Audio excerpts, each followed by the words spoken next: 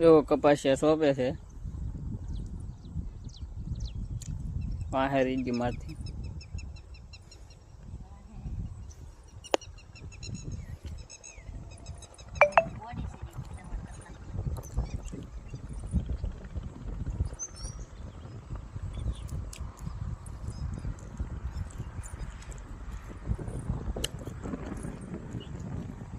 કેમ થાય કપાસિયા સોંપવામાં મજા આવે કે? મજા આવે. અત્યારમાં 7:30 વાગ્યા. કેટલા 7:30 કામ છે? જો નાસ્તો કરી.